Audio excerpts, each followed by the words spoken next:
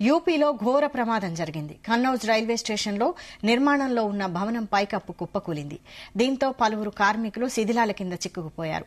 సమాచారం అందుకున్న పోలీసులు ఘటనా స్థలానికి చేరుకుని సహాయక చర్యలు చేపట్టారు.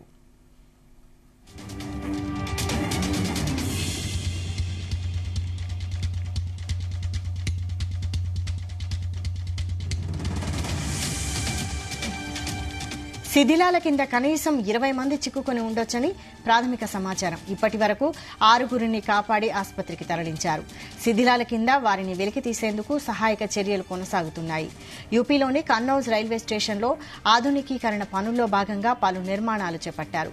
ఈ క్రమంలోనే 2వ అంతస్తులో ఉన్న పైకప్పు ఒక్కసారిగా కూలిపోయింది. భారీ శబ్దం రావడంతో స్థానికులు భయాందోళనకు గురయ్యారు. ప్రమాదానికి గల కారణాలపై అధికారులు ఆరా తీస్తున్నారు.